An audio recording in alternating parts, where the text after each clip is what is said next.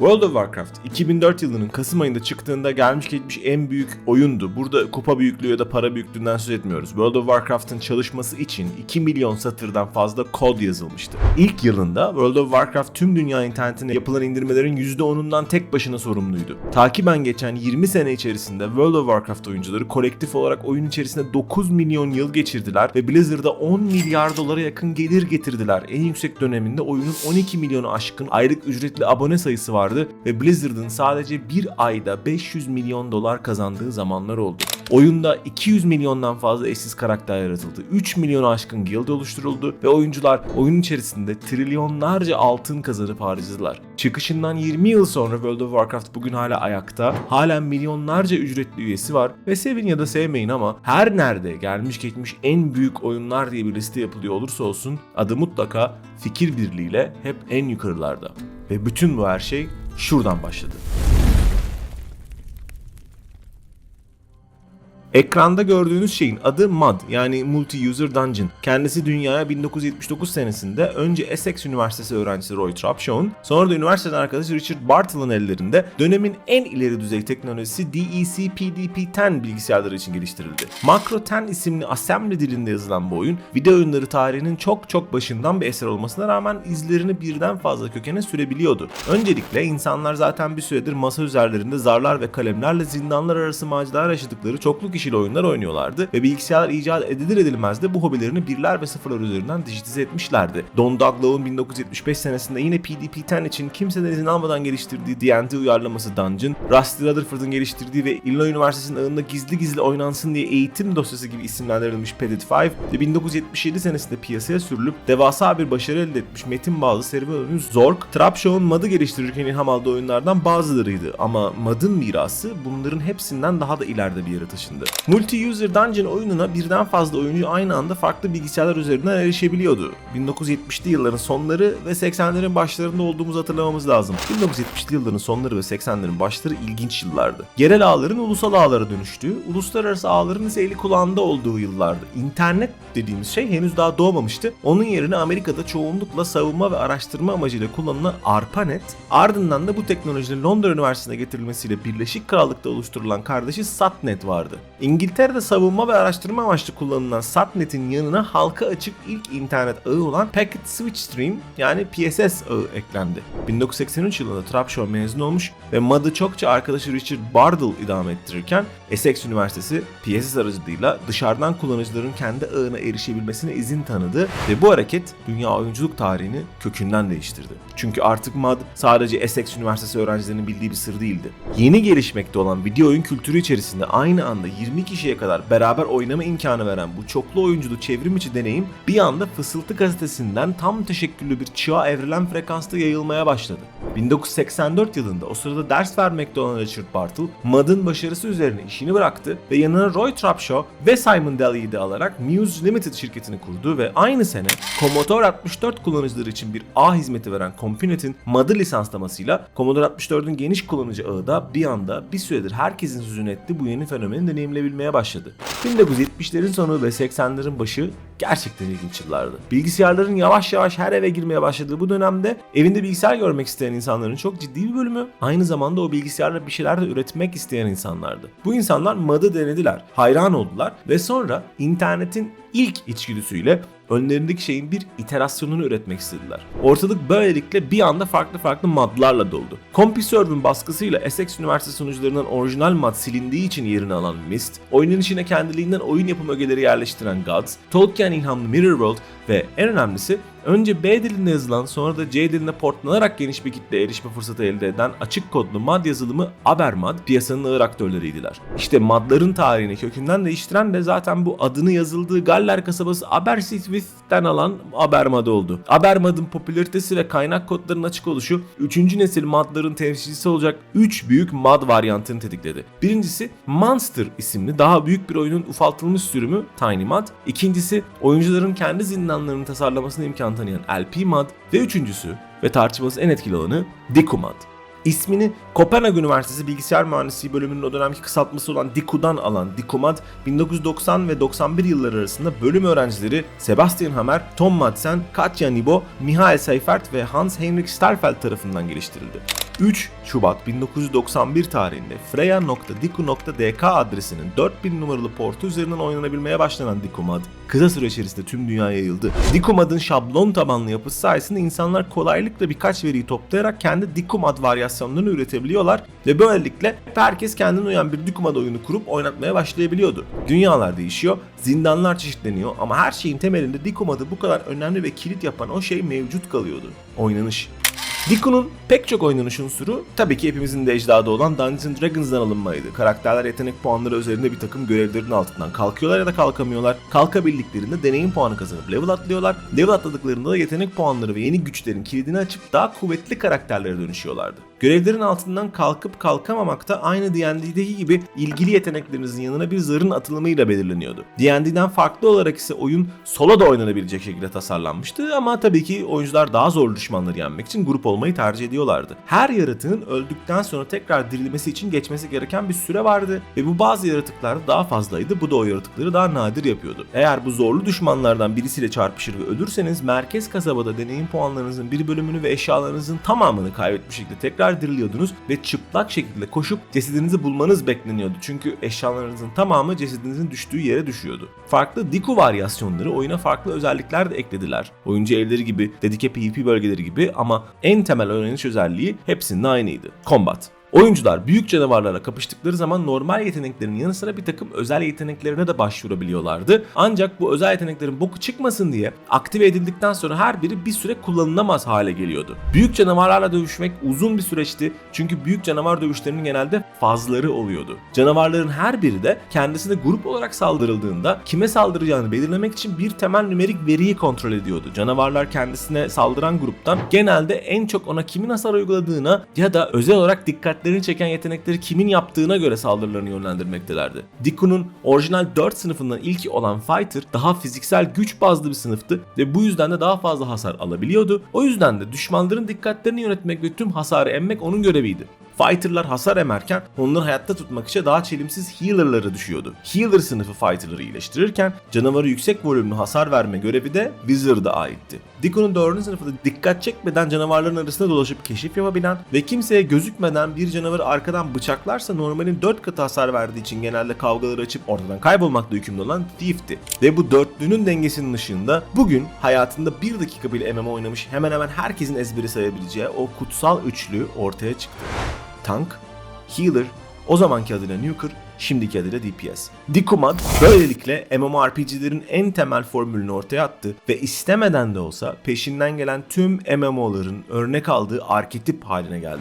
Sektörün en önemli isimlerinden biri olan Ultima Online ve Star Wars Galaxies'in baş yapımcısı Ralph Koster 2009 yılında kaleme aldığı bir blog yazısında bu önemi şöyle anlatacaktı: en nihayetinde faz bazlı dövüşler, dövüş durumları, cooldown bazlı özel saldırılar, tank, healer, nuker üçlüsü ve temel agro yönetimi bugün WoW'da da oynadığınız şeyler. Geç dönem modding yıllarından bir Diku oyuncusunun eline bir metin kutusu ve taksim komutları verirseniz tamamen kendini evinde hisseder. Her ne kadar bu unsurların bir bölümünün kökenleri AD&D'ye dayansa da bir kağıt ve kalem oyunu olarak AD&D usta oyuncuların elinde çok farklı oynanan bir oyundu. Benzer bir şekilde her ne kadar pek çok Abermod ve LPmod kural setinde ya da Wizardry ve Might and Magic gibi oyunların içerisinde hack and slash tropları bulunsa da Diku'ların oynanışında çok spesifik bir hissiyat vardı ve bu hissiyat pek çok kod tabanında aynıydı. En nihayetinde bugün modern MMO'ları oynarsanız oynadığınız şey veteran bir Diku oyuncusunun Midgard'dan çıkıp Houndor'a doğru devasa örümcekleri öldürmeye gittiğinde oynadığı şeye çok yakın hissettirecektir. Peki neden? Çünkü hem Koster'ın bu yazıyı kaleme aldığı 2009 yılında hem de bizim videoya yaptığımız 2004 yılında piyasadaki tüm büyük MMO'lar World of Warcraft'ın başarısının ışığında ya da gölgesinde sektöre atıldılar. World of Warcraft ise tüm ilhamını ve feyzini tek bir oyundan almıştı ve o oyun Koster'ın söz ettiği bu Diku hissine o kadar yoğun bir şekilde sahipti ki pek çok oyuncu ve bir noktada Diku'yu kodlayan ekibin bizatihi kendisi "Ulan bu oyun direkt olarak DIKUMAD veri tabanını mı çaldı?" diye yüksek sesle sorguladı. O oyunun adı EverQuest. Eğer bu video MMORPG oyunlarının tarihi videosu olsaydı, eğer DecoMod ile EverQuest arasında sözünü etmemiz gereken başka oyunlar da vardı elbette. Örneğin dönemin en büyük internet sağlayıcısı olan ve o yıllarda her sağlayıcının yaptığı gibi saat başı fatura kesen Amerika Online'ın insanlar daha çok online kalsın diye özel olarak yaptırdığı 1991 tarihli Neverwinter Nights ilk grafik tabanlı multiplayer online rol yapma oyunuydu. Onun ardından gelen ve 1996 yılında Archetype Interactive tarafından geliştirilip 3DO tarafından piyasaya sürülen Meridian 59 ilk 3 boyutlu multiplayer online rol yapma oyunu olma şerefine erişmişti ve elbette ki sektörü yarıp geçen ve janrının kelime anlamıyla adını koyan Ultima Online çok büyük bir eleştirel ve ticari başarı elde etmese şu an konuştuğumuz şeylerin hiçbiri olmazdı. Ancak bu 3 oyunun Deco'dan esinlendiği yerler çok azdı. Dürüst olmak gerekirse özellikle Ultima Online kendinden önce gelen hiçbir şeye benzemiyordu ve yıllar içerisinde de kendinden sonra çıkan hiçbir şeye benzemeyeceği de anlaşıldı. Bu yüzden de WoW'un hikayesini anlattığımız bu videoda ona çok yer vermiyoruz çünkü Ultima Online WoW'un soyacına rahatça oturmuyor. Öte yandan DecoMod çok belli bir şekilde WoW'un anneannesi çünkü WoW'un yapımı esnasında orada olan herkes Blizzard'ın yola Warcraft evrenine geçen bir EverQuest yapalım diyerek çıktığını açıkça itiraf ediyor ve EverQuest'e tek bir kez bakan herkes de oyunun ne kadar Deco olduğunu açıkça görebiliyor. Gelin yine Ralph Koster'a dönelim. EverQuest, DecoMod oyuncuları tarafından yaratıldı. Özellikle de Forgotten Realms'da geçen Sojourn, Toril ve Duris gibi Deco'ları oynayanlar tarafından. Hatta pek çok noktada sunucu tarafından oluşturulan mesajlar birebir aynı şekildeydi. Yağmur başlamadan önce oyun "It begins to rain" diye bir duyuru geçiyordu ki 3 boyutlu bir oyun için bu çok gereksizdi. EverQuest ilhamını aldığı oyunları da o kadar yakın oynanıyordu ki pek çok kişi EverQuest'in sadece üzerine grafik eklenmiş bir DecoMod olup olmadığını merak ettiler. Deco'dan EverQuest'e ve oradan da World of Warcraft'a giden miras çizgisi kesinlikle inkar edilemez. Ve eşit derecede inkar edilemez olan bir diğer şey EverQuest'in elde ettiği başarının öncesinde gelen her şeyi darmadağın ettiğiydi.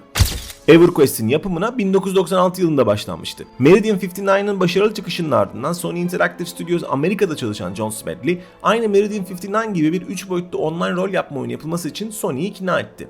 Smedley, kendi gibi Deco oyuncusu olan Brad McQuaid ve Steve Clover'ın ardından evrenin lore detaylarını yaratması için Bill Trost'u da ekibe ekleyince orijinal design takımı tamamlandı. 1999 yılında oyun bitti ve mütevazi bir beklentiyle piyasaya sürüldü. Sonra da bu beklentilerin mütevazı olmasının ne kadar yanlış olduğu hızlıca anlaşıldı.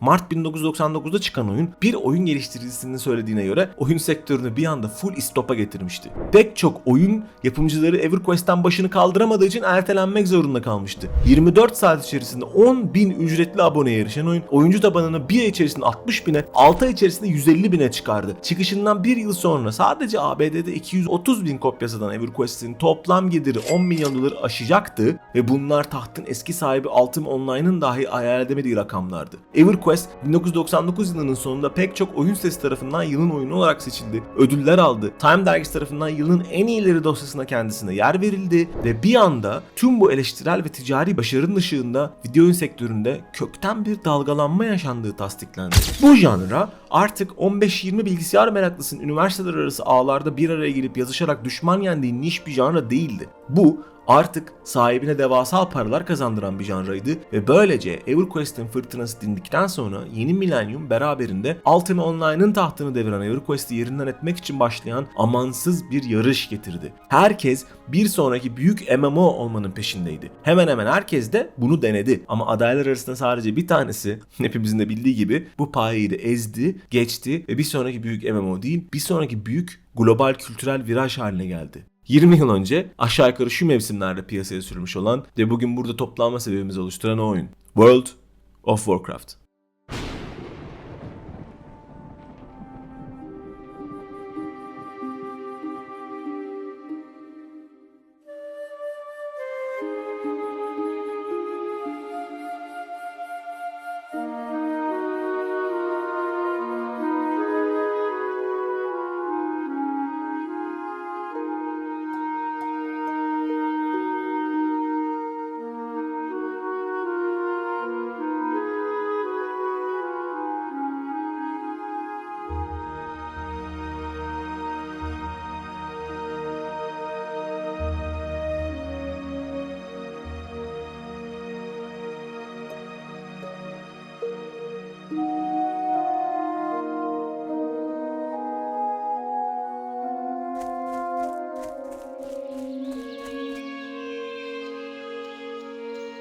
Need something? Hey there. Blizzard Entertainment 1991 senesinde Silicon'ın Synapse adıyla Frank Pierce, Michael Morhaime ve Alan Adham tarafından kuruldu. 2 sene sonra isimlerinin estetik cerrahi iç araştırmasından sıkılarak önce Chaos Studios'a sonra da Blizzard Entertainment'a evrildiler. Bu yeni isim hemen bereketiyle geldi ve isimlerini değiştirdikleri sene ilk büyük hit oyunları piyasaya sürüldü. Warcraft, Orcs and Humans. Henüz daha yeni serpilmekte olan gerçek zamanlı satıcı türünde büyük bir hit olan Warcraft'ı aynı türde ama bilim kurgu olan StarCraft takip edip araya bir de Blizzard'ın sonradan satın alacağı Condor'un çıkarttığı Diablo eklenince Blizzard bir anda dünyanın en tanınan ve sevilen oyun firmalarından biri haline geldi. Ve Blizzard garip bir firmaydı. Sektördeki tüm büyük oyun firmaları çıkışlara az bir süre kaldığında çalışanlarına söz veriyoruz, oyun çıktıktan sonra hepinize ikramiye dağıtacağız diyerek herkesten fazla mesai talep ediyordu. Oyun çıkınca da bu ikramiyeleri ödememek için geliştiricilerini işten çıkartıyordu. Blizzard ise tam bunun aksine sektörde karını gerçekten de çalışanlara üretmesiyle meşhurdu.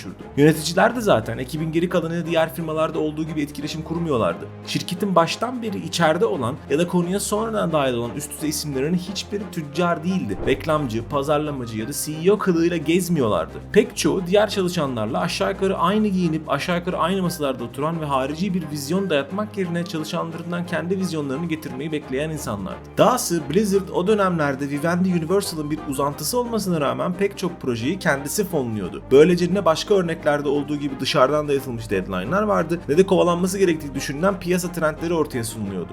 Blizzard darlamaya da gelmiyordu. Medya ve hayranlar merakla beklenilen bir oyun ne zaman çıkacağını sorduğunda Blizzard'ın vereceği cevap sabit ve epey meşhurdu. Bittiğinde. Blizzard gerçekten de oyunları bittiğinde çıkartıyor ve hatta bazen çıkartmıyordu. En meşhur örnekleri mutlaka duymuşsunuzdur. Genç bir Thrall'ın hikayesini anlatan point and click macera oyunu Warcraft Adventures Lord of the Clans, Nova karakterinin başından geçen bir serüven anlatması planlanan shooter oyunu StarCraft Ghost ve pek çok materyali sonradan Overwatch'a yedirilen kayıp MMO Titan. Muhtemelen duymadığınız iddia edilen oyun ise World of Warcraft'ın hikayesinde çok önemli bir yer kaplayan Nomad.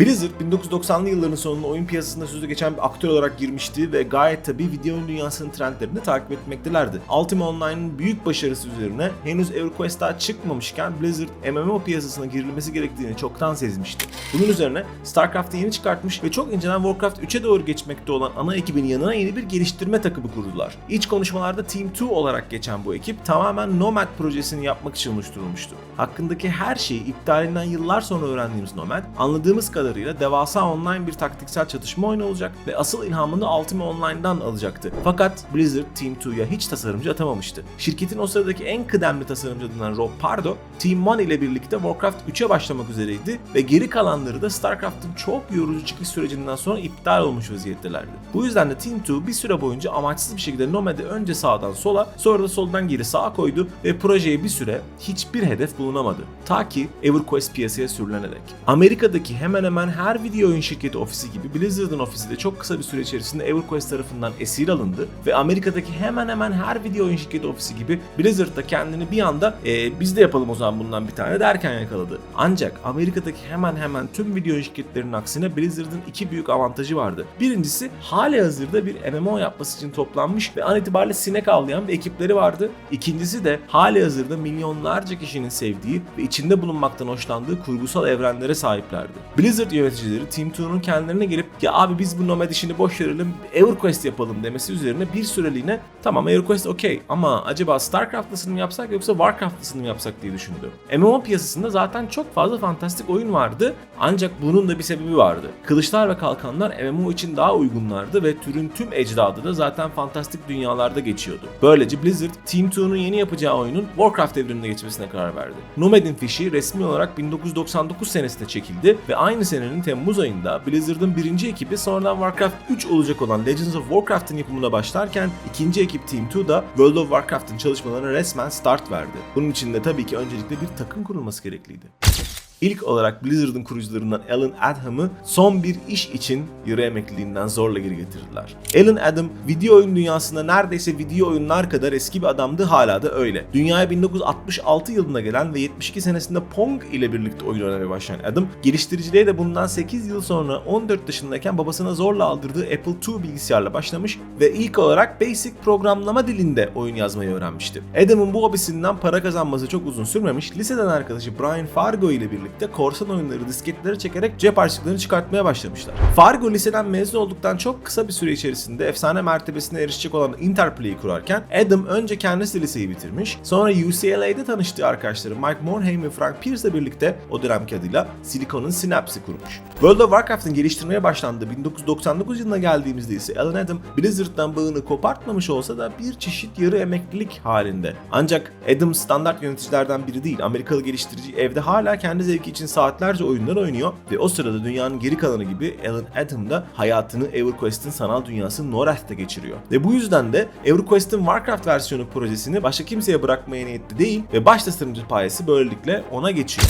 Adam bu oyun için Blizzard'ın daha önce hiç görmediği bir kadro kurmaya başlıyor. Blizzard'ın böyle bir oyun yapmışlığı yok. Bu elbette bir nebze affedilebilir bir şey çünkü size az önce de anlattığımız MMO oyunları tarihi 1999 yılında o kadar kısa ki zaten dünyada böylesi bir oyun yapmış oyun stüdyosu çok yok. Blizzard için bu durumu ekstra fahiş bir hale getiren şey ise tüm stüdyonun henüz daha piyasaya çıkarttığı bir 3 boyutlu oyununun dahi olmaması. Warcraft 1 ve 2, Starcraft ve Diablo oyunlarının her biri izometrik açılı 2 boyutlu oyunlar, 3 boyutlu olarak çıkacak Warcraft 3 ise henüz piyasaya sürülmemiş ve WoW ile tandem geliştiriliyor. Blizzard da ilk olarak WoW'un yapımına Team One'ın halihazırda bir yere kadar getirdiği Warcraft 3 motoruyla başlıyor. Fakat kısa süre içerisinde bunun çok saçma bir karar olduğu ve bir gerçek zamanlı strateji oyunuyla bir MMO'nun kendi motorlarından çok farklı şeyler bekleyen iki janrda oyun oldukları anlaşılıyor ve Blizzard bunun üzerine ekibe 2 tane büyücü katıyor. Video dünyasında şekil veren firmalar listesinde en yukarıya yazacağımız id Software'in namı yeterince yürümemiş kahramanlarından John Cash ve sektöre yeni giren yazılımcı Scott Hartin ekibin teknoloji kısmına giriyorlar. Cash, geçmiş deneyimiyle her şeyin sağlam çalıştığından emin olurken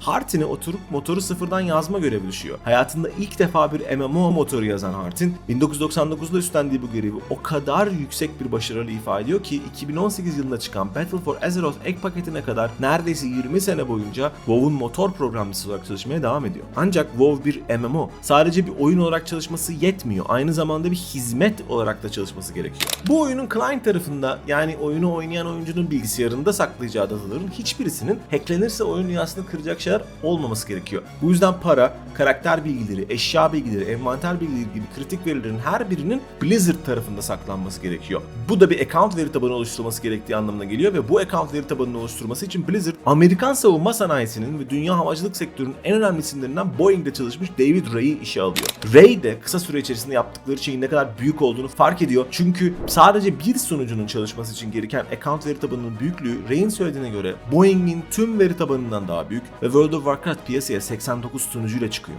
Düşünün.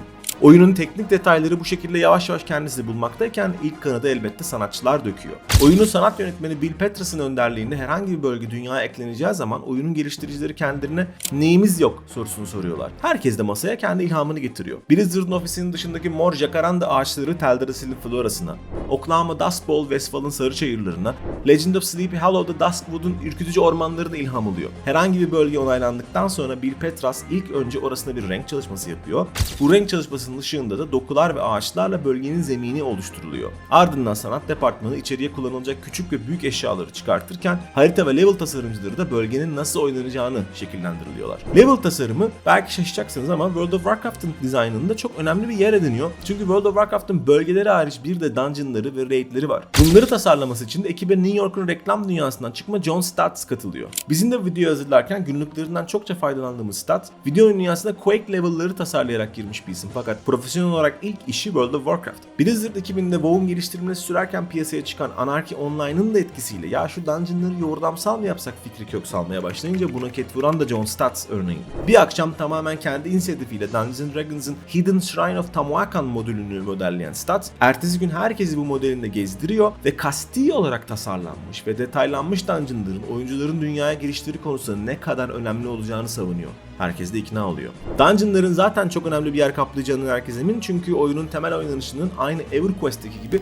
oyuncular daha iyi eşyalar elde ederek karakterlerini geliştirirler olacağı biliniyor. Sadece dungeonların EverQuest'teki gibi ana dünyaya mı ait olacakları yoksa her dungeon'ın içine biri girdiğinde sadece içeridekilerin erişebileceği bir kopya dünya mı oluşturacağı tartışılıyor. Bugün instance olarak da bildiğimiz bu teknoloji o zamanki MMO'larda bir standart değil. Blizzard'da hangi istikamete gitmesi gerektiği konusunda emin değil. Fakat en nihayetinde çoğunlukla büyük dungeonların instance'lar içerisinde olması gerektiğini, dış dünyada da bir takım ayaküstü girilebilen micro dungeonlar olabileceğine karar veriyorlar. Bu dungeonlara girip çıkacak oyuncuların bunu ne hüviyetle yapacakları da az çok belirlenmeye başlanıyor. Oynanacak karakter sınıfları yavaş yavaş belirlenirken bu konunun başına geçmesi için Blizzard kendi destek ekibinden Kevin Jordan'ı görevlendiriyor. Blizzard'ın önünde 3 tane kuzey yıldızı var. Birincisi Dikumad'ın kutsal üçlüsünün iyi temsil edilmiş olması gerekiyor. İkincisi EverQuest'teki sınıflar arasında hem Blizzard geliştiricilerinin hem de oyuncuların görmeyi istediği bir takım sınıflar var. Üçüncü kuzey yıldızı da Warcraft'ın kendi evreninde bugüne kadar ismi geçen roller ve mertebeler. İlk etapta oyun için 9 sınıf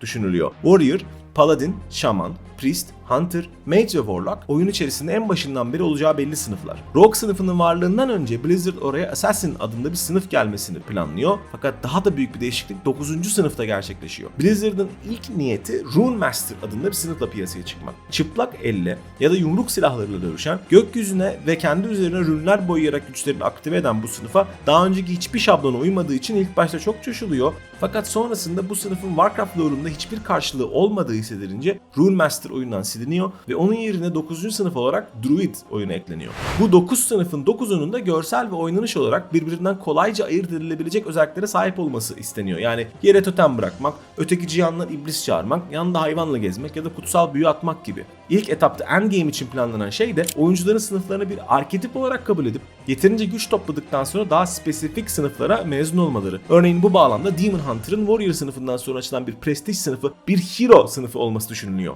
Hero sınıf fikrinden en nihayetinde vazgeçiliyor. Onun yerine ilk etapta oyuncuların level atladıktan sonra yeteneklerine birer birer puan eklemeleri düşünülüyor. Ama hızlıca böyle yaptıklarında herkesin aynı yeteneklere puan bastıklarını fark ediyorlar. Sonra bir takım bonuslar verecek yeteneklere puan verildiği bir sistem düşünülüyor. Bunda da aynı problem baş gösterince Kevin Jordan önderliğindeki sınıf tasarım ekibi çareyi Specialization yani Spec ve Talent sisteminde buluyor. Sınıflar ve dolayısıyla oynanış yerli yerine otururken bir yandan da ekibin dünyayı düzenlemek ve değiştirmek için programcılara bel bağlaması şartı WoW Edit isimli programın geliştirilmesi ve zenginleştirilmesiyle kalkıyor. Böylece yazılım bilgisi olmayan geliştiriciler de dünyaya bir takım questler ekleyebiliyor hale geliyorlar. Esasen Blizzard'da hiç kimse oyunu bir quest oyunu olarak düşünmüyor. Çünkü ne EverQuest'te ne de onun esinlendiği Dikumad'da öyle çok fazla quest bulunmuyor. Questler o dönem içerisinde sadece oyuncuları bir bölgeden diğerine doğru yönlendirmek için kullanılıyor. Oyuncuların ondan sonra level kazanmak için bölgedeki mobları grindlamaları, bölgenin level'ını aşınca da bir sonraki bölgeye yönlendirilecek questleri takip etmeleri planlanıyor. Fakat oyunun en erken testlerinde tüm oyuncuların questler bittikçe yenilerini aradığı, bu yüzden de çok yüksek level'lı bölgelere dağıldığı fark ediliyor.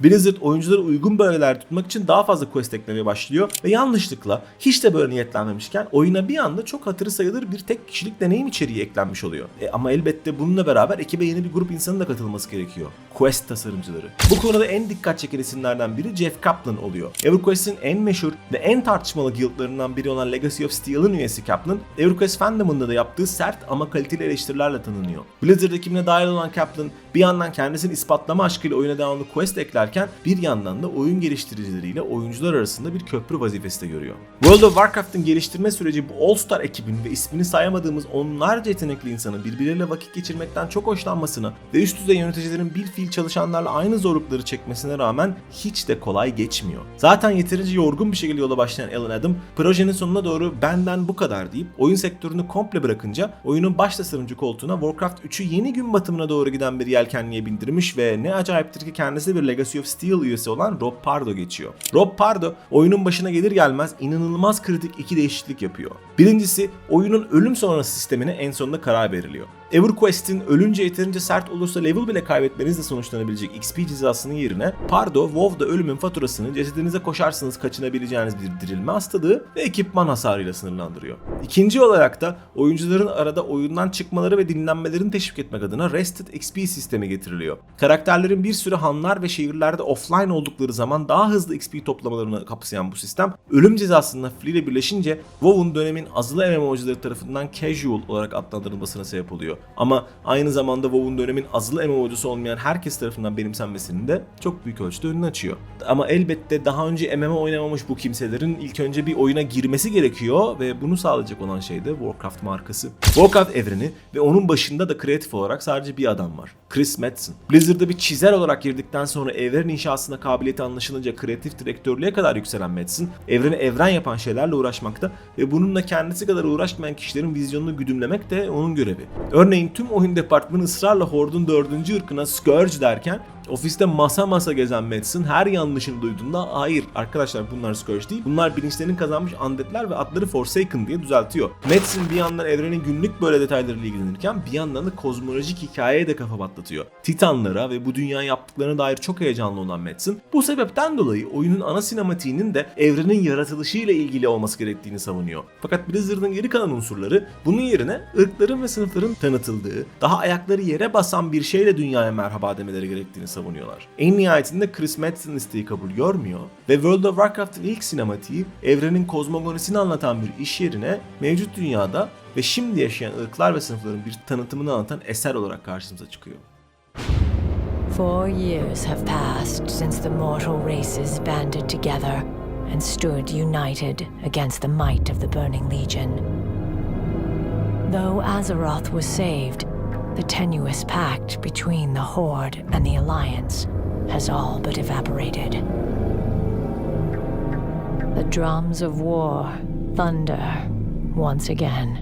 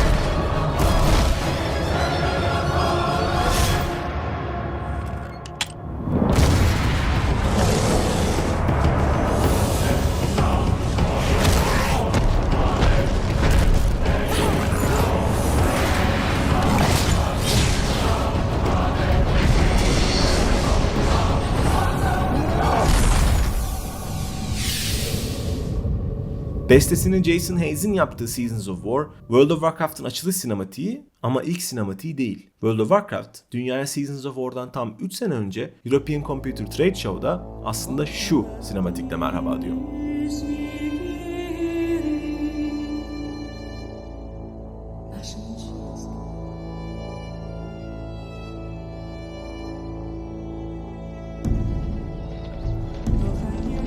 Beyond the gates of mighty kingdoms lies a vast, unexplored world.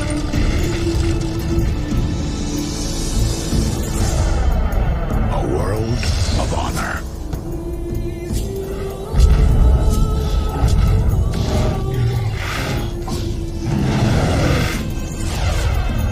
A world of mystery.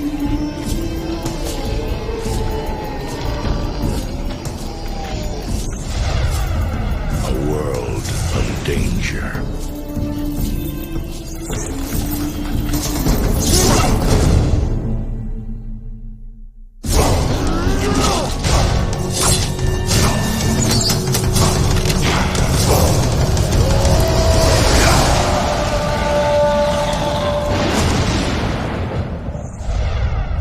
The world of Warcraft.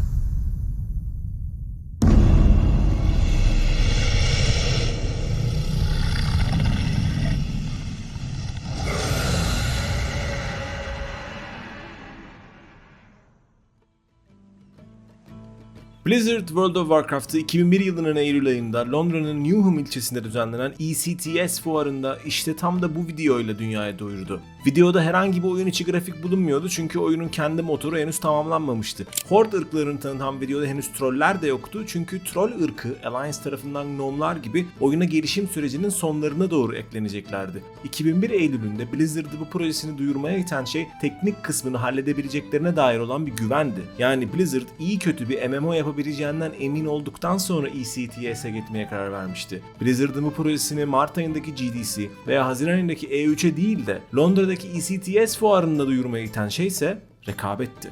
Blizzard'ın o sırada bir bölümünü bildiği, bir bölümünü ise yol devam ederken öğreneceği 6 potansiyel rakibi vardı. Bunların her biri EverQuest'in tartışmasız tahtını sallamak ve mümkünse oturmak için geliştirilmekte olan MMO'lardı. Bir tarafta Anarchy Online vardı. WoW'un duyurulduğu sene piyasaya sürülen ve daha önce The Longest Journey ile ses getirmiş, sonraları da Age of Conan ve Conan Exiles'la piyasada kök salacak olan Funcom'un ilk MMO'su olan Anarchy Online, Blizzard'ı hem bütçesinin hem de hayran kitlesinin mütevaziliği nedeniyle pek ürkütmüyordu elbette. Fakat yine de Blizzard Anarchy Online'ı da ciddi bir rakip gibi inceleyip dersler çıkardı. Ultima ve EverQuest'in aksine Anarchy Online'da PvP karşılıklı rıza düsturuna sahipti. Blizzard önceki MMO'larda oyuncuların şehrin dışına çıktıkları anda et pazarına girmelerine dayanan PvP modelinden o kadar sıkılmıştı ki WoW'a PvP koymayı düşünmüyordu. Fakat Anarchy Online'ı oynadıktan sonra herkesin biz burada PvP yapıyoruz diye girdiği sunucular ve bölgelerde aslında PvP'nin bayağı keyifli bir şey olabileceğini fark ettiler ve oyuna PvP özelliğini bu şekilde eklemeye karar verdiler. PvP konusunda bir diğer ilham kaynağı da EverQuest'in tahtının bir başka adayıydı, Dark Age of Camelot. WoW'un duyurulduğu sene çıkan bir diğer MMO olan Dark Age, mekanın sahibini belki de en rahatsız eden oyun olmuştu. Sektörde daha önceden MMO tecrübesi bulunan 3-5 firmadan biri olan Mythic Entertainment'ın geliştirdiği Dark Age of Camelot, bilhassa Realm vs. Realm konseptiyle ön plana çıkıyordu. Oyunda birbiriyle çatışma içerisinde olan 3 farklı Realm mevcuttu. Arthurian mitolojiden alınma Albion, Keltik mitolojiden esinlenen Hibernia ve Nordik mitolojiden oluşturulmuş Midgard'ın neferleri birbirleriyle devamlı mücadele halindelerdi. Bu daimi mücadelede Blizzard'a epey ilham verdi ve o sıralarda Blizzard, WoW'a Horde Alliance ayrımını keskin sınırlarla koyup koymayacağından çok da emin değilken Dark Age'deki oyuncuların realmleri üzerinden kendilerini bir cemiyetin parçası gibi hissettiklerini ve kendi cemiyetinden insanlarla sadece karşıda düşman bir cemiyet var diye daha yakın bir yoldaşlık ilişkisine girdiklerini gözlemleyip son kararını Horde ve Alliance'ın daimi bir ayrım içinde olması yönünde kullandı.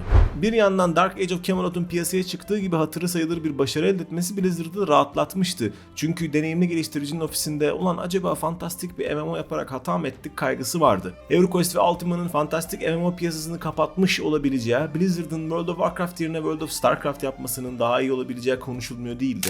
Bu bağlamda Blizzard iki fantastik olmayan MMO rakibini de yakından gözlüyordu. Bir tarafta Maxis'in geliştirdiği The Sims Online vardı. Diğer tarafta da gelmiş geçmiş en büyük bilim kurgu markasının ilk MMO uyarlaması Star Wars Galaxies. Blizzard oyunu yeni duyurduğu 2002 yılını bu şekilde rakiplerini gözleyerek geçirdi ama rakipleri de aynen onu geri gözlüyorlardı. Computer Gaming World dergisine verilen ilk ekran görüntülerinde de rakipler tercih etmiyor diye ilk duyuruya ev sahipliği yapmış ECTS'te kılavuzla oynatılan demolarda da insanların en fazla övdüğü şey alışması kolay arayüzdü. Mevcut MMO'lar hala metin bazlı modları oynayan kişiler tarafından yapıldığı için karışık ve dağınık arayüzlere sahiplerdi fakat WoW bu kitleyle kısıtlı kalmak istemediğinden her revizyonda arayüzünü biraz daha minimalize ediyordu. Ne kadar doğru bir şey yaptıklarında tahtında oynadıkları EverQuest CGW'da gösterilen arayüzü bir yamayla kendi oyununu uygulayınca anladılar. Blizzard'ın düsturu zaten belliydi. Öğrenmesi kolay, ustalaşması zor oyunlar yapma niyetindelerdi. Bu şekilde 2002 yılında WoW'un ilk E3'ünün vakti gelmişti ve Blizzard ilk defa oynanış gösterecekti.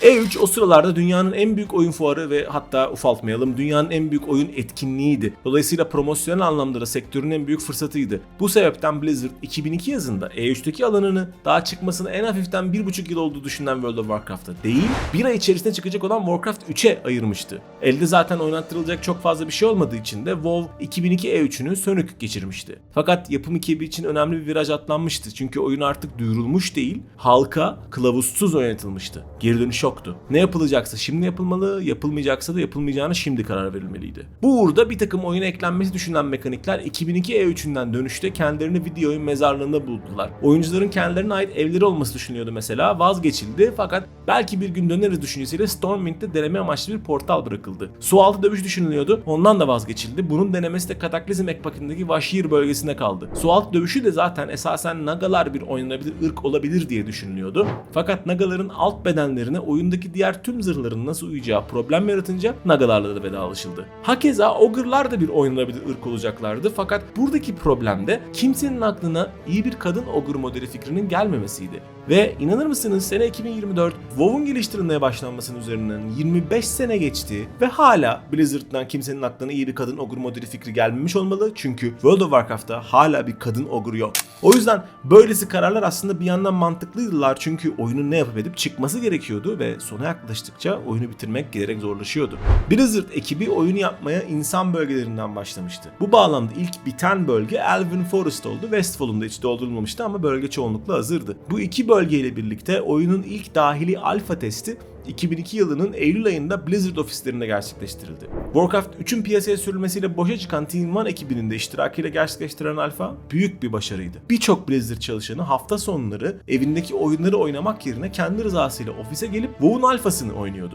Bir çalışan artık gerekmez ya deyip EverQuest üyeliğini iptal etmişti. Ekip de bunun üzerine gerçekten inanmaya başlamıştı. İlk alfadan sonra aile ve arkadaşlar testi için Ekim ayında tekrar toplaşıldı. Bu testten elde edilen verilerle oyun daha quest bazlı bir yere dönmüş. Blizzard içeriye quest tasarımcıları almaya burada başlamıştı. İlk aile ve arkadaşlar testinden sonra gerçekleştirilen ikinci alfa testinde level sınırı 20'ye çıkartılmıştı ve oyun tüm bu testlerden alnının akıyla çıkıyordu. Ama bir yandan da sektör giderek daha da şaibeli gözüküyordu. Rakiplerden The Sims Online 2002 yılının sonunda piyasaya sürüldü ve ciddi bir başarısızlık elde etti. Bu bir yandan Blizzard'ı fantastik olmayan MMO'ların zorlanacağına dair bir veri verdiği için mutlu etse de bir yandan herkesin içinde MMO'ların gelip geçici bir trend olabileceğine dair bir endişe de vardı. Dünyanın en büyük oyun markalarından The Sims Online ile tutunamayınca bu endişe ağırlanmıştı. Sonuncu rakip Star Wars Galaxies'de devamlı piyasaya ılık ekran görüntüleri ve hiçbir dokümente edilen dayanağı olmayan mekaniklerle haber salıyordu. Oyuncular farkı anlayamıyorlardı ama Blizzard biliyordu. Bir MMO ekrana taş gibi bir build koyamıyor ama fikirden devamlı bahsediyorsa demek ki işler içeride sağlam gitmiyordu. Star Wars Galaxies de belli ki o marka gücüne rağmen asıl rakip değildi. Ama esasında asıl rakip zaten belliydi. Tahtın bizzat ihvarisi, seçilmiş kişi. EverQuest 2.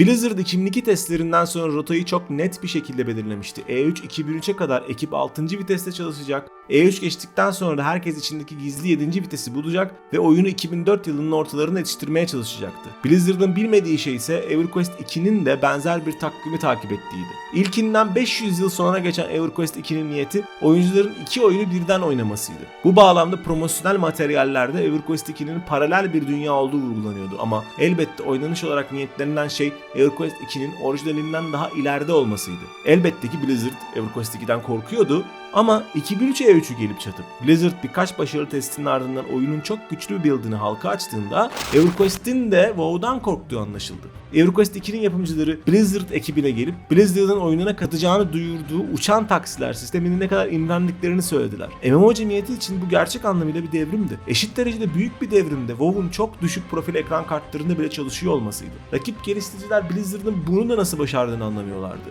Hayranların ise hiçbir şey umurlarında değildi. 2003 E3 ile birlikte herkes ilk defa WoW'un gerçek anlamında farkına varmıştı. Artık WoW Warcraft 3'ün gölgesinde değildi.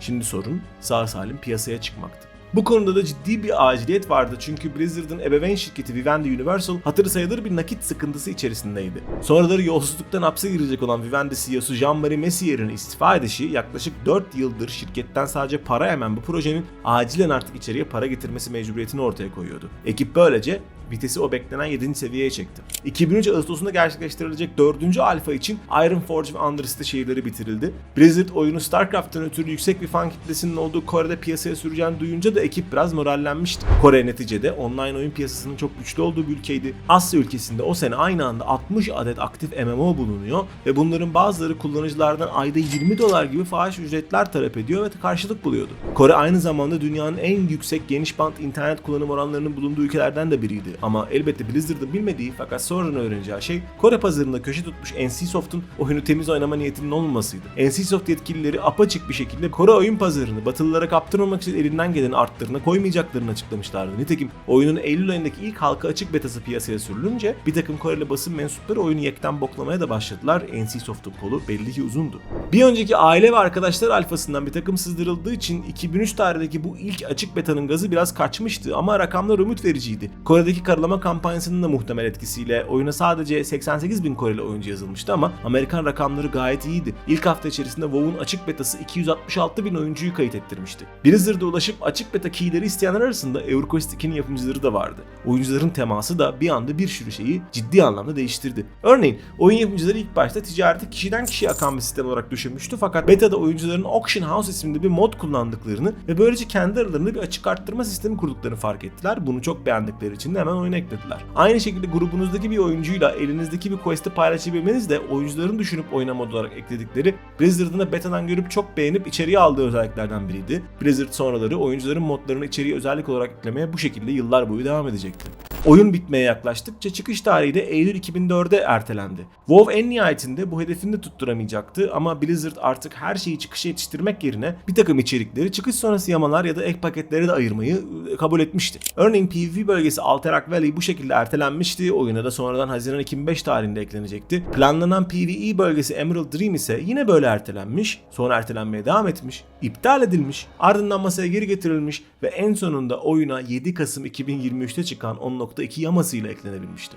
2 Eylül tarihinde WoW ilk stres testini gerçekleştirdi. GameSpy'ın File Planet platformu üzerinden toplam 140 bin oyun anahtarı dağıtıldı ve insanlara o dönemki en yüksek level sınırı olan 52'ye ne kadar kısa sürede ulaşabileceklerini görmek için meydan okundu. Böylece oyunun hataları ve hileye dayanmayacak noktaları bulundu. Bir oyuncu da bu meydan okumayı 10 günde level 52 olarak kazanmış oldu. 16 Eylül tarihinde de WoW'un ilk CD'si basıma gitti. Oyunun 4 CD'sinden birisi olması planlanan bu CD'de oyunun müzikleri ve sesleri vardı ama yapacak işler devam ediyordu. Çünkü PvP bölgeleri bitmemişti örneğin. Orta seviye dungeonlar yetişmeyecek gibiydi. Ve en nihayetinde birileri lan çıkışa hazır raid yok deyince deneyimli tasarımcı John Statz'a abi bize bir raid patlatıver dendi ve Statz da bir hafta içerisinde sadece eldeki hazır asetleri döndürerek ve ortama dandikliği örtsün diye kırmızı buhar basarak 40 kişilik bir raid yaratıp adını Molten Core koydu. Ve en sonunda 16 Ekim tarihinde içinde tüm sanat esetlerini de içeren CD'nin başıma gönderilmesiyle World of Warcraft resmen video oyun sektörü tabiriyle altın oldu, güneşi gördü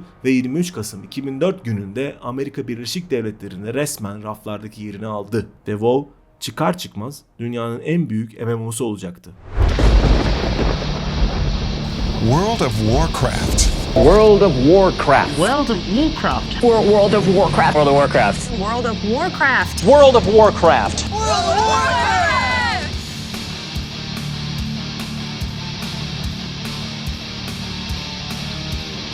Blizzard oyunun ömrü boyunca 400 bin kopya satmasını bekliyordu. Oyun ilk gününde 240 bin sattı. Ondan 2 hafta önce piyasaya sürülmüş EverQuest 2 sanki hiç olmamış gibi. Piyasanın ağır topu EverQuest'in adı hiç konuşulmamış gibi World of Warcraft piyasaya çıkarak ortamı yerle bir etti. Dünyanın gelmiş geçmiş en yüksek kullanıcı tabanı çıktığı ay WoW'daydı. Dünyanın gelmiş geçmiş aynı anda en çok oyuncu barındıran MMO'su çıktığı ay World of Warcraft'tı. Bu artık WoW'un dünyasıydı ve biz hepimiz WoW'un dünyasındaydık.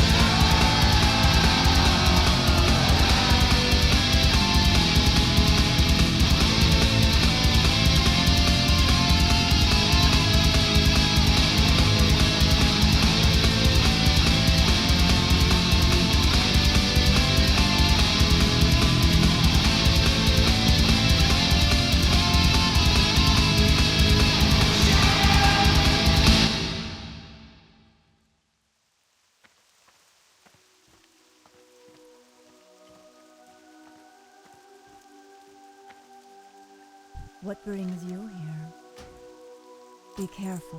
Warcraft dünyasına kısacık bir bakış atmak bile bu evrene dair çok özel iki şeyi tespit etmek için yeterliydi. Birincisi bu fantastik dünyada teknoloji vardı. Bu diyarda silahlar patlıyordu. Warcraft pek çok diğer fantastik diyarın aksine içerisinde aktif olarak teknolojiyle uğraşan ırklar barındırdığı için yer yer steampunk'a da göz kırpan bir evrendi. Bu evrende kılıçlar ve büyülerin yanında tüfekler, zeppelinler, bombalar, motorlu taşıtlar ve hatta iki şehir arasında çalışan bir metro hattı bile bulunmaktaydı. İkincisi, bu evren cildi düzgün ve parlak ırklar iyidir, canavarımsı ırklar kötüdür ikiliği üzerinden ilerlemiyordu. Başka evrenlerde sadece temiz yüzlü canlılar XP kazansın diye yaratılmış orklar, troller, undeadler gibi yaratıklar bu evrende kendi halinde hem iyisi hem de kötüsü olan cemiyetler olarak karşımıza çıkmaktalardı. Bunu en iyi anlatan karakter elbette Warcraft 3'ün ana karakterlerinden biri olan Thrall'dı. Bir toplama kampında doğmuş ve sonradan özgürlüğünü kazanıp Lordaeron'daki esir ork ve troll halklarını yeni bir horde bayrağı altında toplamış olan Thrall, 3. Warcraft oyununda aldığı uhrevi çağrı sonrası torun torba Kalimdor'a taşınmıştı. World of Warcraft'ın başında da Thrall'ın kurduğu ve mentoru Orgrim Doomhammer'ın adını koyduğu yeni şehir Orgrimmar büyüyüp serpilmiş, yeni müttefik Tauren'lerin de desteğiyle Horde Kalimdor'da kendisine bir yaşama alanı yaratmıştı. Sorun şu ki Horde'un kendisine yarattığı bu yaşama alanı çok da iyi bir yaşama alan tanımaya kadir değildi. Malgor'un yeşil ovaları hariç Horde'un Kalimdor'daki esas güç merkezi silme, çorak ve susuz topraklardan oluşmaktaydı.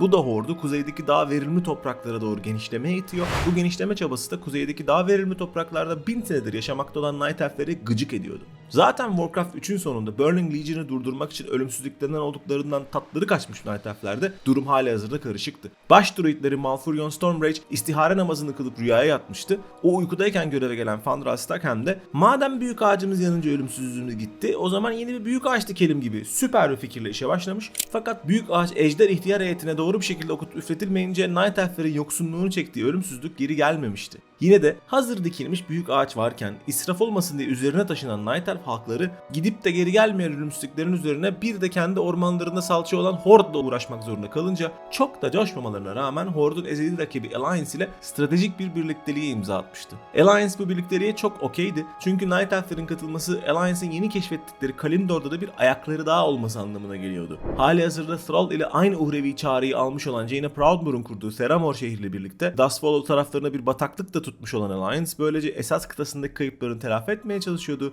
Çünkü Alliance'ın esas kıtası olan ve o dönem Azeroth olarak bilinen Eastern Kingdoms'ın içinden koskocaman bir Scourge geçmişti. Burning Legion'ın emrinde çalışan Lich King'in ölümsever büyücü Kel'Thuzad ile bir olup herkesi zombiye çeviren bir salgın hastalığı icat etmesi ve bu hastalığı tahıl sevkiyatlarına sokup yollaması herkesin naklen aklındaydı. Bu salgının sonucunda insan krallıklarının en büyüklerinden biri olan Lordaeron yerle yeksan olmuş. Lordaeron Prensi Arthas intikam peşinde kötü birisine dönüşmüş. Sonrasında bu dönüştüğü kötü birisi olarak da dönüp kendi krallarının içinden bir posta kendisi geçmişti. Babasını öldürüp kendi doğduğu büyüdüğü şehri yakan Prens Arthas bununla da yetinmeyip Lordaeron'un yıllardır gül gibi geçindiği komşusu Quel'Thalas'ta yaşayan High Elf'lere soykırım uygulamış. Bir de High Elf'lerin korucu generali Sylvanas Windrunner'ı üstüne ibretlik olsun diye bir Banshee olarak tekrar diriltmişti. Ne vakit sonra Arthas'ın güç kaybetmesi, Northrend'e çekip gitmesi ve orada yaşadığı olaylar esnasında bu yeni dirilttiği Undead'ler üzerindeki kontrolü kaybetmesi sayesinde Sylvanas Lordaeron'u ele geçirmiş. Bilincinin kontrolüne sahip Undead'ler Forsaken çatısı ve Sylvanas liderliğinde örgütlenmişlerdi. Hayattayken müttefikleri olan insanlar onlardan Lordaeron'u geri isteyince tamam da kardeş biz yaşarken de buradaydık, öldük, ölürken de buradayız çeken ve böylece Alliance ile çıkmaza giren Forsaken'lar en nihayetinde çareyi Horde'a katılmakta bulmuşlardı. O sırada korkudan kendisini duvarların arkasına kilitlemiş Gilneas Krallığı da ses çıkarmayınca insanlığın siyasi merkezi gayri ihtiyari olarak Stormwind'e kaymıştı. Sorun şu ki Stormwind de zaten kıçını yeni toplamaktaydı. Bir önceki savaşta yıkılan ulu şehir zar zor tekrar inşa edilmişti ama geri inşası esnasında dönen katakulliler yüzünden ortalık karışıktı. Yetmiyormuş gibi bir de Stormwind Kralı Verain'in bir diplomatik görev esnasında kaybolmuş, tahta da Verain'in küçük bebesi Anduin geçmişti. İnsanlar bu yüzden giderek daha artan bir şekilde kadim müttefikleri dwarflara bel bağlıyorlar. Fakat Ironforge'da ikamet eden dwarflarda da çarşı pazar karışıktı. 3 büyük dwarf klanı Ironforge'un kontrolü için birbirine girmişti. Wildhammer'lar, Bronzebeard'lar ve Dark Iron'lar arasında çıkan iç savaşı Bronzebeard'lar kazanmış. Tam sular duruldu derken bu sefer de dwarfların komşuları Gnomların şehirlerin Numeregan'ı kaybetmeleri üzerine Ironforge Gnome mültecileriyle dolmuştu. Bu da yetmiyormuş gibi Dark Iron dwarfları intikam amacıyla girdikleri dağın içerisinde devasa bir elemental lav ruhu çağırıp faka basmış, bölgeyi iyiden iyiye karıştırmıştı. Yani anlayacağınız WoW'un başladığı tarihte Warcraft devrindeki hiçbir ırkın kafası rahat, ortamı sakin değildi. Ama zaten Warcraft sevdalıları sakin ortam sevmezdi. World of Warcraft'ın hikayesel olarak başladığı tarihte Eastern Kingdoms'ın ve Kalimdor'un pek çok yöresi 3. Savaşın yaralarını sarmaya çalışıyordu. Bu yüzden hem Horde hem de Alliance halkın içerisinden ordularına yeni alımlar yapma kararı aldılar. WoW oyuncularını temsil eden ve lore içerisinde adına Champions of Azeroth denecek olan bu yeni kahramanlar maceralarına 6 bölgeden birinde başlıyorlardı. Dwarf ve Gnome kahramanlar Ironforge'un bulunduğu karlı Dunmorrow bölgesinde buz trolleri ve troglarla mücadele etmekteydi. Dunmorrow'un biraz güneyinde dibinde insan ırkından kahramanların macerasına start verdiği Elwyn Ormanı bulunuyordu. Hikayesinde Elwyn Ormanı'nda başlayan kahramanlar koboldlar ve murlokların yanı sıra liderliğini Hoggar'ın yaptığı gnollarla da çarpıştılar. Eastern Kingdoms kıtasının kuzeyinde Lordaeron'da ise Forsaken ırkına mensup kahramanlar maceralarına Trisfal korusunun çürümüş ormanlarında başlıyor ve bir yandan yeni yaşamsızlıklarına alışmaya çalışırken bir yandan da kendilerini oradan kovmaya çalışan Scarlet Crusade'e karşı mücadele veriyorlardı.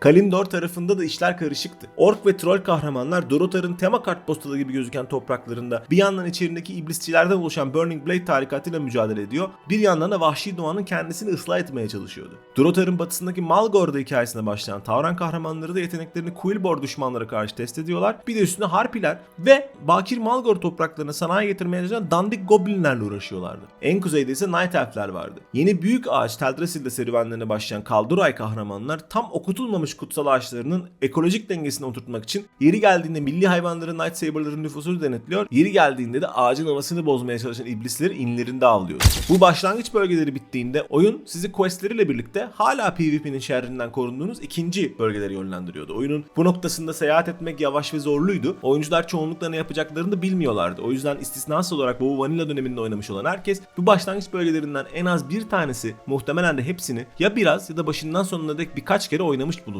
İnsan oyuncuların hemen hemen hepsi Westfall'a gidip Stormwind'in yeniden inşası esnasında kazıklanmış taş ustalarının başını çektiği Defias Brotherhood meselesinin derinine indiler örneğin. Dwarflar devasa barajı ve etkileyici coğrafyası Lokmodan'da yeteneklerini geliştirdiler. Night Elf oyuncuların hemen hemen hepsi 20. level'larına Darkshore'da varmakta kalmayıp oyunda kıtalar arası seyahat o dönem büyük külfet olduğundan oradan ecdat toprakları Ashen Vale'a devam ettiler. Bunu kıran şey ise işin Horde tarafıydı. Forsaken'ların ikinci bölgesi Silverpine Ormanı iyi ve hoştu ama Forsaken oyuncuları şehirlerin önünden şıp diye bindikleri zeppelinlerle Kalimdor'a geçebiliyor ve içinde orkların, trollerin ve taurenlerin bir arada level aldıkları, bir değil, iki değil, 3 dungeon barındıran ve WoW'un çıktığı andan itibaren en ikonik bölgelerinden biri olmuş o diyara göçebiliyorlardı. The Barrens. WoW'un içerisinde pek çok ikonik bölge vardı şüphesiz. Örneğin esasen bir 30-45 bölgesi olmasına rağmen içerisinde çok önemli bir kıtalar arası seyahat noktası, PvP arenası, balıkçılık turnuvası ve bir de 20 kişilik level 60 raid'i bulunduğu için her level'dan insanı ilgilendiren, bu sebepten de yol üzerinde kendinden düşük level'da rakip fraksiyondan birini görenin eşkıyalığa durmasıyla nam salmış Stranglethorn Vale akla ilk gelenlerden. Benzer bir PvP efsanesi de Hillsbad Hills'dı mesela. Burada birbirine çok yakın konuşlanmış Horde ve Alliance şehirleri bulunmakta. Bu sebepten bu iki şehir Terranmeal ve South Shore arasındaki rekabet her serverda harlı ve alevli bir şekilde yaşanmaktaydı. Sadece PvP'de değil,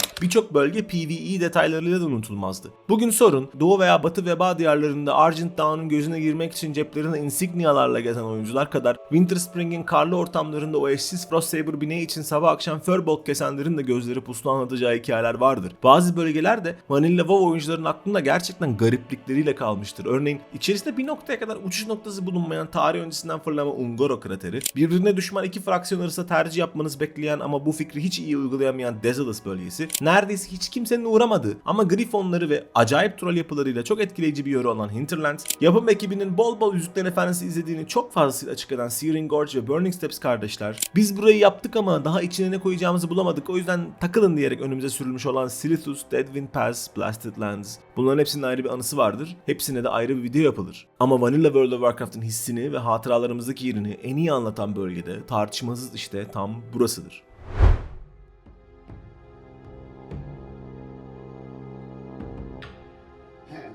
The Barrens, WoW'un en büyük bölgesiydi. Bir ucundan bir ucuna ayakla koşmak yaklaşık olarak 15 dakikanızı alıyordu ve questlerin çoğu da gerçekten sizi neredeyse bölgenin bir ucundan diğer ucuna koşturuyordu. Üstelik bu şimdiki gibi her şeyin nerede olduğunu oyun tarafından size şak diye söylendiği, söylenmiyorsa da internette yazılınca bu bilgiyi bir şekilde edinmiş 100 milyon kişinin cevabına erişebildiğiniz bir zamanda da geçmiyordu. Barrens'da bir NPC size git benim emmimle bir konuş dediğinde bu emminin nerede olduğunu öğrenmenin en iyi yolu bölgedeki herkesin erişebildiği Barrens chat'e yazmaktı. Bu da iyiydi çünkü tüm Horde oyuncuların yolu bir noktada Barrens'dan geçmekteydi. Fakat bu kötüydü çünkü tüm Horde oyuncuların yolu bir noktada Barrens'dan geçmişti ve herkes her yeni oyuncuya Mankirk'in karısının nerede olduğunu 78. kez anlatmaktan ve Vaelin Caverns'e nasıl gidileceğini 300. kez tarif etmekten çok sıkılmıştı. Bu yüzden Barrens'ın chat'i 30 ve 40'lı level'lardaki oyuncular için tasarlanmıştır. Razorfen dungeonlarına giderken bölgeden geçen deneyimli oyuncuların bir takım mahzun başlangıç sorularına verdiği taşak cevaplarla doluydu.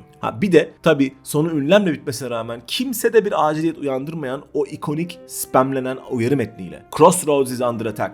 Crossroads ismiyle müsemma bir şekilde bu koca bölgenin tam ortasında duruyor ve bölgenin hem kuzey-güney hem de doğu-batı aksındaki yolların kavşağında duruyordu. Bu çok elverişli bir konumdu fakat sıkıntı yerleşkenin hemen doğusunda Goblinlerin yönettiği Ratchet şehrinin bulunmasıydı. Ratchet ile diğer büyük Goblin şehri Booty Bay arasında bir gemi bağlantısı vardı ve bu iki şehirde o sıralar Goblinler nötr oldukları için sınırları dahilinde PvP'ye izin vermiyordu. Bu sebeple Alliance oyuncularının başlarına hiçbir şey gelmeden Barrens'e adım atmaları sadece mümkün değil, aynı zamanda çok da rahattı. Aynı Horde oyuncuları gibi Alliance'ın 30 ve 40'lı level'lardaki oyuncuları da Razorfen dungeonlarına uğramaktaydı. Bu dungeonlara giderken başlangıç sorulara dalga geçen Horde oyuncuları gibi onlar da düşük level'lı Horde oyuncularıyla kafa olarak eğleniyorlardı. Fakat onların metodu daha farklıydı. Razorfen'e giden Alliance oyuncuları Ratchet'ta gemiden indikten sonra yolda Crossroads'a bir uğruyor. Düşük level'lı guardları oyuncuları hobi olarak tokatlıyor. Sonra da bazen şehrin namusunu korumak üzere kalkıp gelen yüksek level'lı Horde oyuncularını bekliyor. Bazen de beklemeden basıp gidiyordu. Bu yüzden Crossroads ve etrafı devamlı bir ateş hattıydı. 10 ve 25 level'ları arasında burada bir yukarı bir aşağı koşturmuş. Sonra 30'lu ve 40'lı level'ların Razorfen zindanlarında çürütmüş Horde oyuncuları bir de zırt pırt Crossroads'un şerefini korumak için 50'lerde ve 60'larda buraya gelmek zorunda kalınca Barrens'ı iyiden iyiye psikolojilerin en derin yerlerine gömmüşlerdi ve askerliklerini yaptıkları bir yer gibi görmeye başlamışlardı. Onların bölgeyle kurduğu bu bağı Alliance oyuncuları hiçbir zaman tam anlamıyla yakalayamadı ama dışarıdan gördükleri kadarıyla anladılar ve anladıkları ölçüde bölgeye sık tacizler gerçekleştirerek onlar da kendi Barrens anılarını yarattılar.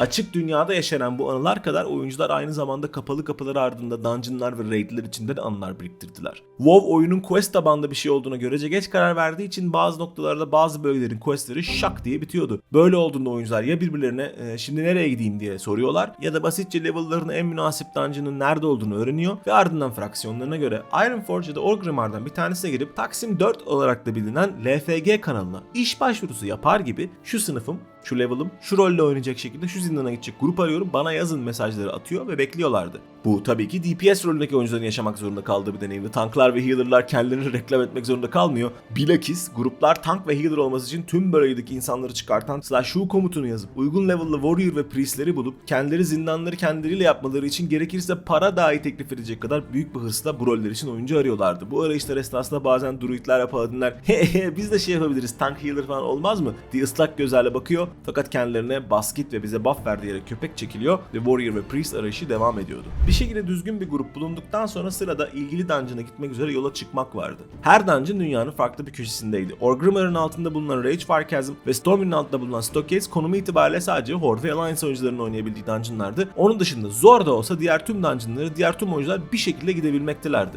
Bu dungeonlar arasından pek çoğu WoW tarihine geçtiler ve pek çok farklı sebepten bugün hala Vanilla dönemi WoW oynamış oyuncuların hikayelerinde kendilerine yer ettiler. Bunlardan ilk başta saymamız gerekenler aslında iki kardeşlerdi. Oyunun ilk bitmiş dungeon'ı Deadmines ve Barrens'ın gülü Wailing Caverns. Deadmines Defiance teması ve en sonunda karşımıza çıkan devasa gemisiyle birlikte çok etkileyici bir zindandı. Wailing Caverns de etkileyiciydi ama onun etkileyiciliği daha kafa karıştırıcı dizaynı ve klostrofobik hissiyatından gelmekteydi. İki zindan da ikinci başlangıç bölgelerinde bulunduğu için Horde ve Alliance oyuncuları tarafından tekrar bitirildiler. O zamanlar bir dungeon bittiği zaman oyuncular dışarı çıkar, bir süre bekledikten sonra aynı kapıdan tekrar içeri girerlerdi. Oyuncular Wailing Caverns ve Deadmines'dan mezun olduktan sonra Alliance tarafında değillerse ilk opsiyonları Shadowfen Keep'ti. Kahramanlar Silverpine Forest'ta bulunan ve içi silme Worgenler ve Undead'lerle dolu bu zindana koşarken yakınından geçtikleri ve kapalı duran Gilneas kapılarının arkasında neler oluyor olabileceğine dair kendi aralarında tahmin yürütürlerdi. 20'li level'larındaki oyuncuların diğer seçeneği ise Ashen Vale'daki Naga zindanı Black Fathom Deeps'ti. Stratejik lokasyon nedeniyle Horde oyuncuları SFK'yı, Alliance oyuncuları ise genelde BFD'yi tercih ediyorlar ancak iki taraftan cesur oyuncuların da gözlerini karartıp karşı tarafın zindanına koştukları sık oluyordu.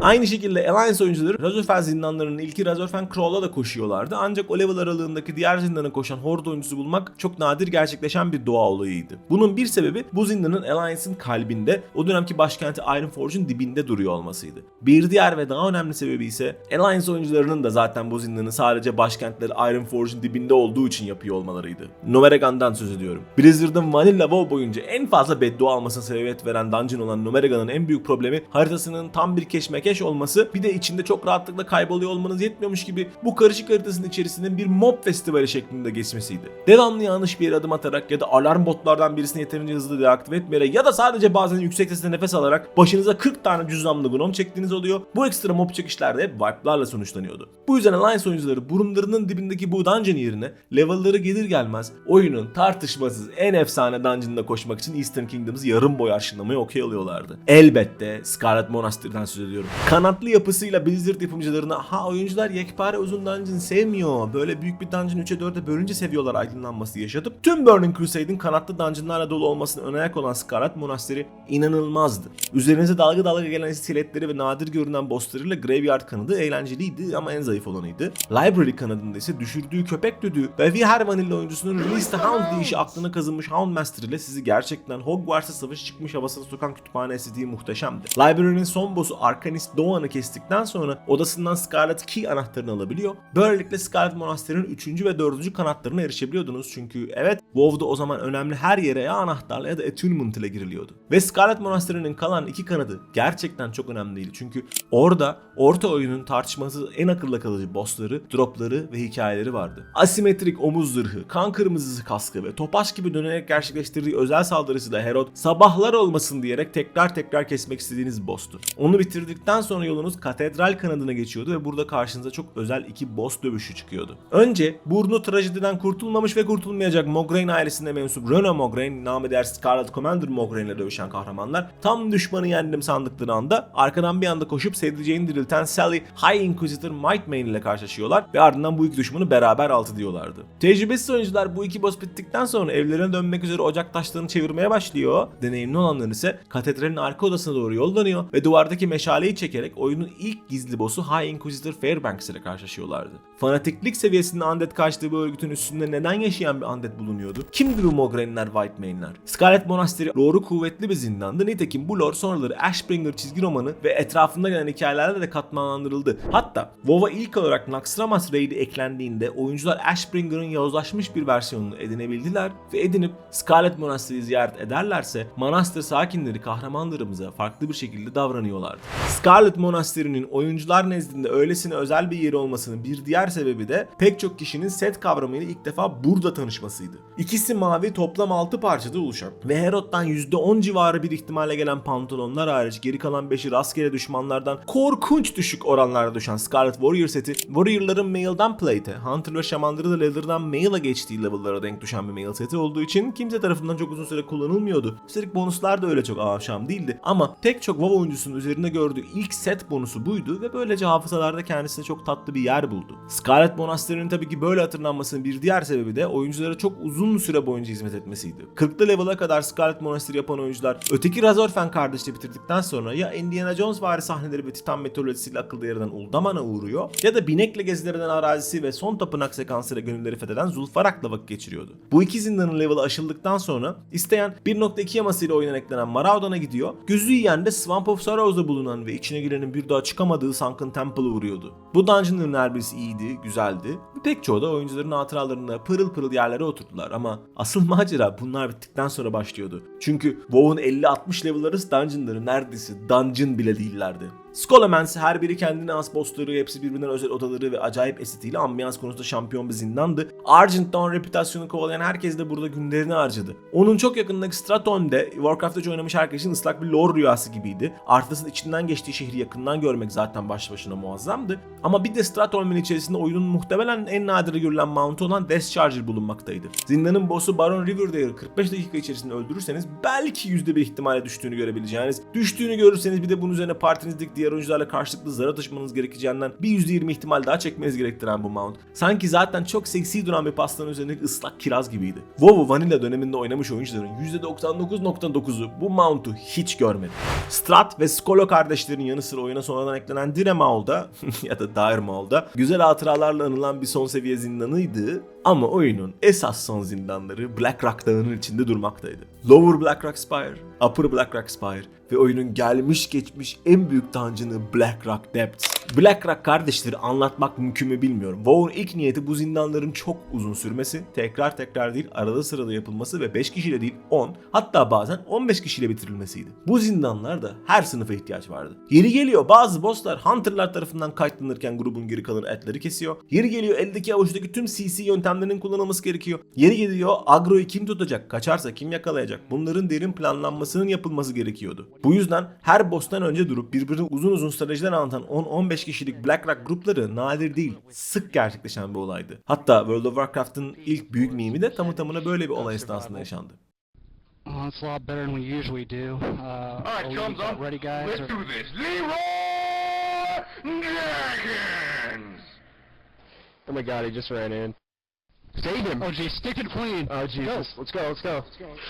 Stick to the flag! BlackRock zindanlarının böylesine kompleks ve uzun olmasının arkasındaki niyet oyuncuları raidlere hazırlamaktı. Yani hem BRD hem de BRS kardeşler dungeonlarla raidler arasında bir orta basamak olarak var alıyordular. Nitekim WoW'un ilk 40 kişilik raidi Molten Core zaten bizatihi BlackRock Depths'in içindeydi ve Molten Core'da hayatta kalmanız için mutlaka takınmanız gereken ateş direnişli alet edevatın çoğunluğu da BlackRock kardeşlerden düşmekteydi. Blizzard sonraları bu orta basamak vaziyeti aralarında BlackRock'ların da olduğu 50 level üstü zindanlara Tier 0 setler ekleyerek tasdikleyecekti. Bu Tier 0 setler de Tier 1 setlerin bozulmuş hali gibiydiler. Onlara erişmek raid yapamayan oyuncular için çok güzeldi. Ama herkes server'ın en havalı oyuncularının çoğunlukla raid setleriyle gezenler olduğu konusunda da hemfikirdi. Questler, dungeonlar, bu orta basamak 10-15 kişilik zindanlar toptan sizi raidlere taşımak için tasarlanmıştı. Oyunun asıl nihayeti ve en zor noktası burasıydı. World of Warcraft toplamda 2 raid ile piyasaya sürülmüştü. Bir tarafta Kalimdor'da Dustwallow Marsh civarında Onyxia'nın ini vardı. Stormwind'de çocuk kral Anduin'in yanında sinsi takılırken gördüğümüz Lady Prester'ın ejderha formu Onyxia'yı kesme başarısı gösteren kahramanlar bu gayretlerin ödülünü Stormwind ve Orgrimmar ulakları tarafından şehirdeki herkese duyurularak alıyor. Onyxia'nın kafası da sonrasında ibretlik olsun diye bir kazığa oturtuluyordu.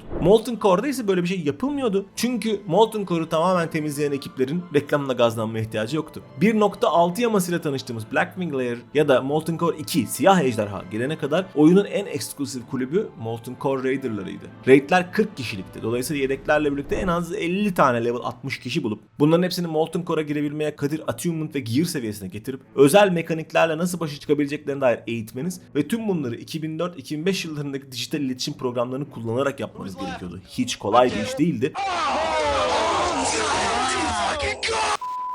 Ve bu yüzden WoW'un oyuncu tabanının çok ciddi bir bölümü hiçbir zaman son seviye raid temizleyen kişiler olmadılar. Blizzard bunu fark edip bir noktada 40 kişi külfetini biraz hafifletmeye çalıştı ve oyuna 1.7 yamasında 20 kişilik Zul Group raidini ekledi. Sonraları oyuna Burning Crusade'in çıkışından çok kısa bir süre önce eklendiği için kimsenin hakkını veremediği, bu sebepten de Red Alert King'de geri gelecek Naxxramas da 40 kişilik formda eklenecekti. Ve bu iki raid de oyuncuları Onyxia's Lair, Molten Core ve Blackwing Lair'ın siyah paletinden çıkartıp daha farklı ortamlara sokacaktı. Ama oyuna sonradan yama ile eklenen raidlerin şahı, hiç kimse kusura bakmasın, 1.9 yamasıyla oyuna gelen Ankiraj'dı. Çünkü Ankiraj bir olaydı.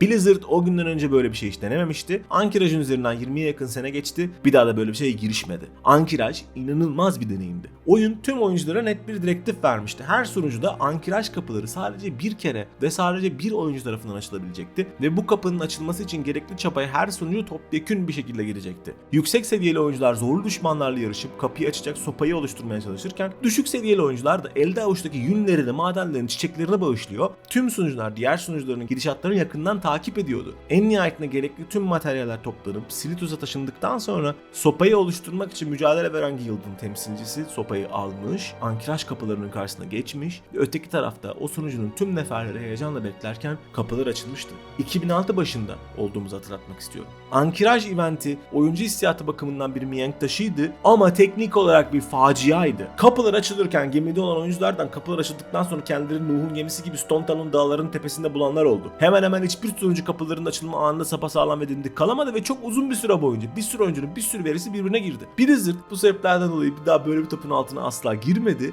ve sonrasındaki hiçbir raid oyuna böyle bir şovla eklenmedi. Son level ulaştığınızda tabii ki oyun elbette sadece raidlerden ibaret değildi. Pek çok oyuncu zaten oyunu PvE içeriği içinde değil, PvP içeriği içinde oynamaktaydı ki bu da aslında ilginçti çünkü PvP WoW'a aşamalı bir şekilde gelmişti.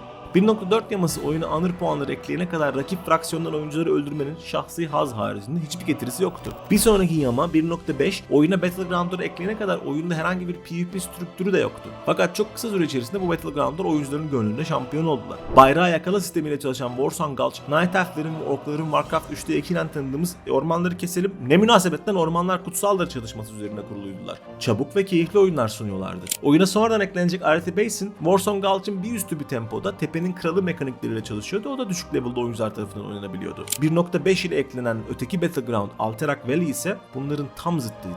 Yani bazı Alterac Valley oyunları neredeyse günler sürüyor. Hiçbir taraf bir diğerine net bir üstünlük sağlayamıyordu. Alterac Valley bir destandı. Kocamandı. İçerisinde türlü türlü yapacak şey vardı ve sağlam organize olmuş iki ekibin karşı karşıya geldiği bir AV maçı insanda torunlarını anlatacağı hatıralar yaratıyordu. Böyle torunları anlatmalık hatıralardan World of Warcraft'ta çok vardı. Bu kanalda daha önce değindiğimiz Zul'Grup vebası sonradan salgın hastalıkları çalışan hocalar tarafından ciddi masaya yatırıldı örneğin. Zul'Grup'un dışına çıkmaması gereken bir salgın hastalık debuff'ı Hunter'ların petleriyle şehirlere girmiş. Sonradan insanlar şehirlerde salgın hastalık olduğunu öğrendiği için köylerde ve kasabalarda takılmaya başlamıştı. Dünya o kadar geniş ve içinde gezmek o kadar yavaştı ki pek çok kişi kendisine kaşif rolleri üstlenmiş ve oyunun kasti yerleştirilmiş ya da yanlışlıkla bırakılmış sırlarını açık etmeye kalkışmıştı. Blizzard'ın başladığı ama bir veya öteki sebepten bitiremediği Mount Hyjal, Emerald Dream ve Outland bölgelerine bu şekilde oyunu saptırarak girenlerin çektiği videolar elden ele bir mit gibi geziyorlar. Terramore'un azıcık açıklarındaki Alkaz adasında bir şeyler olduğu oyuncular arasında sık konuşulan bir şeydi. Nitekim bunun altından Stormwind'in kayıp kralına bağlanan bir gizem çıkacaktı. Bazı garip şeylerin içinden ise hiçbir şey çıkmayacak gibiydi. Örneğin yıllarca Three Glaze'de müzik kısılınca gelen fısıltıların arkasından bir şey çıkacak zannedildi. Sonra Legion'da o da şeymiş falan gibi bir yere bağlanıp bir kenara fırlatıldı. Bu dünyanın özgün folkloru gibi bir de kendine ait bir dili vardı elbette. Oyun bir bölümünü genel MMO kültüründen direkt olarak ödünç aldığı bir lingoyla yürüyordu. Add, mob, trash, LFG, WTB gibi satmalar haricinde dinglemek, farmlamak ve ganklemek gibi sözler de sık sık kullanılıyordu. Bir de meme'ler vardı. Barrens'ta Mancrick'in karısını arayan oyuncular, şehir chatlerinde alakasız sohbetlere Thunderfin'in linklenmesi ve elbette az önce bahsettiğimiz Leroy Jenkins. Leroy Jenkins deyip de geçmeyin çünkü Leroy Jenkins WoW'un oyunu ve oyuncular cemiyetinden dışarı taşıp ana akıma sıçrayan ilk mimiydi. Alright, chums up. Ready, guys? Let's do this. Leroy Jenkins! This role-playing game out in 2004 where heroes like Leroy Jenkins do battle.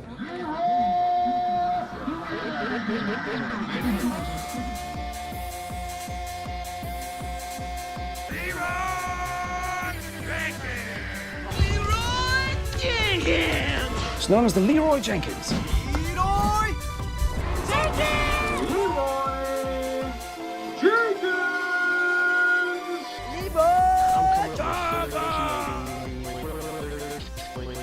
Kısa süre içerisinde WoW'un oyun ve oyuncular cemiyetinin dışına taşışının komik bir videodan ibaret olmadığı da anlaşıldı.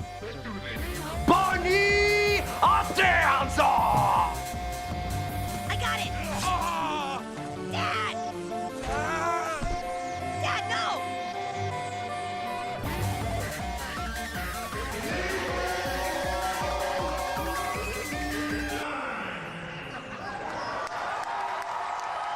At least I have chicken.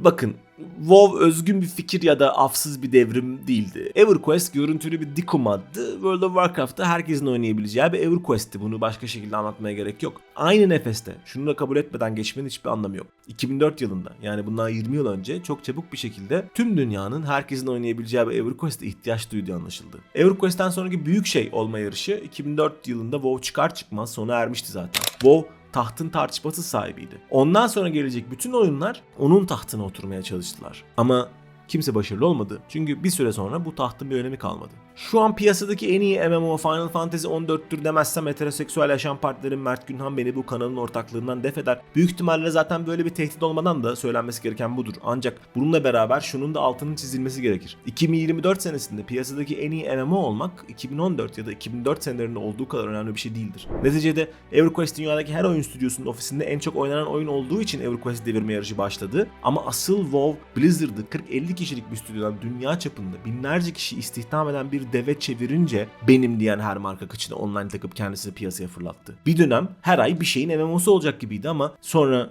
video oyun dünyası viraj aldı ve bir anda ayrık ücret ödeyerek siz girmezken bile akan bir dünyada Tank Hunter DPS üçlüsünden bir role bürünerek zindanlarda düşman avladığınız Dikumat ekolü aynı zamanının point and click adventure oyunları gibi, zamanının ilerlemeli beat'em up oyunları gibi, zamanının gerçek zamanlı strateji oyunları gibi video oyun trendlerinin arkasında kalarak vakit geçtikçe yavaş yavaş eski öneminden çok daha uzakta tekrar sadece sevenlerin sevdiği bir yere doğru geriledi. Blizzard bugün hala WoW'u aktif olarak desteklemeyi sürdürüyor ama tabii ki bu şaşırtıcı bir şey değil çünkü ondan 7 sene önce çıkmış Ultima Online ve 5 sene önce çıkmış EverQuest 1 de hala aktif olarak destek görmeyi sürdürüyor. WoW elbette bu ikiliden daha farklı bir yerde. Hala milyonlarla sayılan ücretli aboneleriyle piyasanın ağır bir abisi olarak muamele görüyor ama bir yandan da Blizzard artık kayıtlı abone sayılarını net olarak açıklamasa da Retro Lich King'de görülen 12 milyonluk zirvenin çok uzağında olduğu her yönüyle anlaşılabiliyor. Oyunun kendisi de pek çok mevcut ve eski oyuncusuna göre bir takım eski zirvelerden uzak hissettiriyor. Ama tabi bu zirvelerin neresi olduğu da sorduğunuz insana göre değişiyor. Pek çok kişi ilk oynadığı ek paketin en iyisi olduğu sonucunu savunuyor.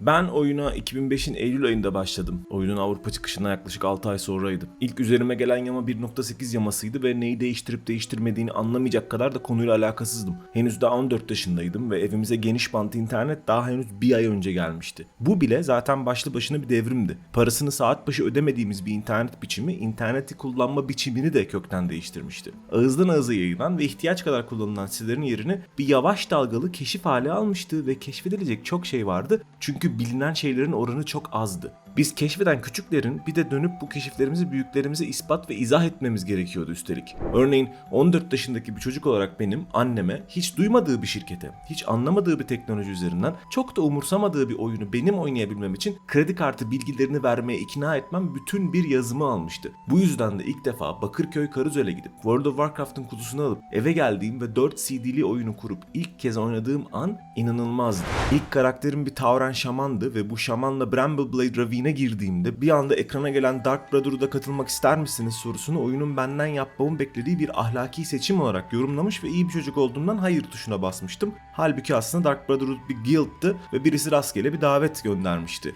Oyunun kafası böyle yavaş yavaş geliyordu. Oyunla ilgili bilgi alınabilecek siteler yeni kuruluyor. Çoğunda da güvenilir bilgiler öyle rahatlıkla bulunamıyordu. Bulunsa bile zaten bu bilgilerin 14 yaşındaki kafama girmesi gerekiyordu. Oyunun kendisi de ayarsızca zordu. Para kazanmak için bayağı mesai harcamak gerekiyordu. Parayı harcanacak yerse bayağı çoktu. Herkes kendi skill'lerinin üst versiyonlarını satın alırken ben ilk ciddi main'im Night Elf Hunter Krug'u 1. renk Arcane Shot'la gezdiriyordum ki beraber ırkçı Night Elf'ler olarak RP yaptığımız arkadaşımla ırkçı Night Elf'ler RP guild'ımızı kurabilelim. Çünkü skill'lerin üst seviyeleri gibi guild kurup ona bir tabar yaptırmak da o dönem büyük paraydı. Bir noktada bu Night Elf'imle Oberdeen'den kalkan Eastern Kingdoms gemisine binip Wetlands'in tehlikeli timsahlı yolundan koşup Dunmorrogh'un karlı dağlarına ilk vardığım anı hatırlıyorum. Eastern Kingdoms gerçekten de o dakikaya kadar içinde gezip tozduğum Kalimdor'dan farklı hissettiriyordu. Binek hayvanları çok pahalı olduğundan çok uzunca bir süre her yere koşularak gidiliyordu ama bu benim çocukluğumdan kaynaklı olması yüksek ihtimal bir şey. Çünkü uzak diyarlardaki dungeonlara koşarak giderken binekle oraya gitmiş diğer oyuncuların sinirini epey bozduğumu hatırlıyorum. Sonradan bu iş bilmezliğin yerini hafif bir hakimiyete bıraktığını da hatırlıyorum. 4 guild arkadaşıyla yaptığım bir Razorfen dungeon'ı sonrası o guild'a davet aldığımı, sonradan o guild'ın yüksek seviye elemanlarının toptan G-Quit basıp raid yapabilmek için rakip bir guild'a gittiğini öğrendiğimizde ne kadar üzüldüğümüzü, geride kalanlar olarak Elvin ile Duskwood arasındaki nehrin kıyısında toplanıp intikam yeminleri içerisinde yeni bir guild kurarken ne kadar gaz olduğumuzu ve bu guild'ı büyütüp Zulgurub'a soktuğumuzda ne kadar gururlandığımızı da hatırlıyorum. Sonrasında Burning Crusade çıktı, bir yere kadar oynadım ama artık piyasada bambaşka MMO'lar da vardı, dikkatim dağılıyordu. Retro Lich King çıktığında ben de herkes gibi oyunu alıp Northrend'e giden gemiye bir kere bindim ama bunun heyecanı çok sürmedi, ben oyunu bıraktım. Eğer Blizzard Kataklizm'le tüm Azeroth'u baştan yapacağını ve 10 yıl önce deneyimlediğim o öykülerin devamlarını yazacağını söylemese ben muhtemelen WoW'a geri de başlamazdım. Benim WoW hikayemi kesinlikle Kata kurtardı. O Night Elf Hunter'ıma dönmeye çalıştığımda sistemleri o kadar değişmiş buldum ki sınıfımı tekrar öğrenmek için en baştan bir karakter yapmaya karar verdim ve sonra o karakterde kaldım. Çünkü Kata'nın bölge questleri gerçekten de çok güzeldi. O sıfırdan açtığım karakterle 85'e kadar koştuğum, heroiklere girdim çıktığım, güzel bir guild ortamı yaptım. Sonrasında Pandaria'yı da suyunu sıkana kadar oynadım ve belki ilginç gelecek ama Warlords of Draenor'da da Garrison'ımı dizerken bayağı keyif alanlardandım. Legion esnasında araya hayat girdi ve ne orayı, ne Battle for Azeroth'u, ne de Shadowlands'ı hiç yakalayamadım. Şimdi buradayım. Dragonflight'a sonundan yetiştim. War Within'in başındayım. Bana sorarsanız WoW'un benim yaşarken oynadığım en iyi expansion'ı Mists of Pandaria'ydı. Geri dönüp yaptığım içerikleri itibariyle Legion'a bayağı hayran kaldım ama kalbimi Kataklizm'in bölge questlerinde ve gazı benim nezdimde hiç yakalanamamış Heroic Dungeon'larında bıraktım. Vanilla'yı buram buram tam çağında yaşamış bir insan olarak da tüm bu video boyunca anlattığım şeylerin ışığında en iyi WoW dönemi Vanilla'dır diyenlerin bir şeyi atladığı inancındayım. Sadece cehalet gerçekten bir erdemse WoW'un en iyi dönemi Vanilla'dır ve cehalet bir erdem değildir. Biz daha iyisini bilmiyorduk, burası kesin. Piyasada toplam 8 tane MMO vardı ve bunların 6'sını oynamamıştık.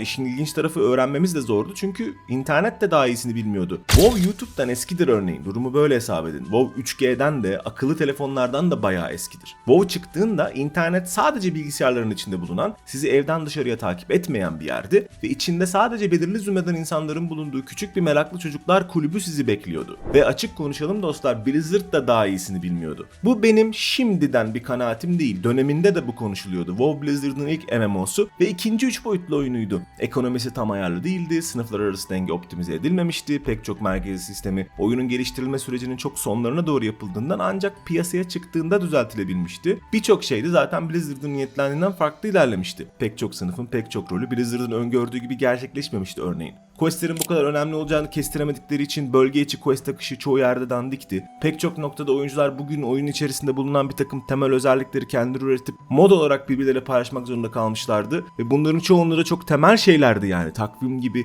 ekranda gözüken bir quest listesi gibi, dungeon haritaları gibi. Elbette ki World of Warcraft mutlu küçük bir kazaydı demek istemiyorum. Tabii ki pek çok şey de aynen kastettikleri gibi gerçekleşti. Sadece şunun altını çizmek istiyorum. Hem modcular hem de Blizzard'ın kendisi 2004 ve 2008 yıllarını Vanilla'nın bozuk sistemlerini düzeltmeye harcadılar. Bunun bir sebebi vardı ve sırf bu yüzden bile söylenmesi gerekir. Vanilla objektif olarak WoW'un en kötü dönemidir. Ama bir yandan da işte eşit derecede kesin olan başka bir şey de Vanilla WoW'un en sıcak yeridir. Ve bunun sebebi objektif olarak en kötü olmasıyla aynı yerden gelmektedir. Çünkü daha iyisini bilmiyorduk. Vanilla WoW, Mancrick'in karısının nerede olduğunu chat'e yazmamız gerektiği için, Strangleton Vale'da kaplan avlarken devamlı bir omuz üstünden yüksek level'lı düşmanlara bakılı olma şartını bilmediğimiz için, bitti zannedip gitmek üzereyken biri gizli boss'u da yapalım mı demese, Scarlet Monastery Katedrali'nin o meşalesini çekmeyi aklımıza hiç getirmeyeceğimiz için, binek hayvanı almak için böylesi para biriktirmemiz gerektiğini 40 level olana kadar kimse bize söylemediğinden hatıralarımızda bu kadar sıcak.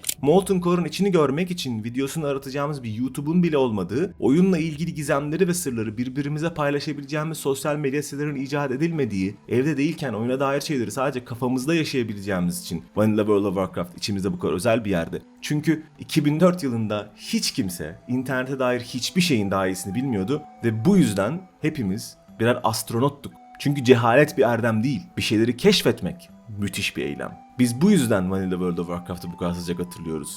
Çünkü 2004 yılında Blizzard sağ olsun önümüze keşfedecek koskocaman bir dünya yarattı. Keşfiniz bol, keşfettikleriniz eşsiz olsun sevgili izleyiciler. Kendinize mukayyet olun, hoşça kalın.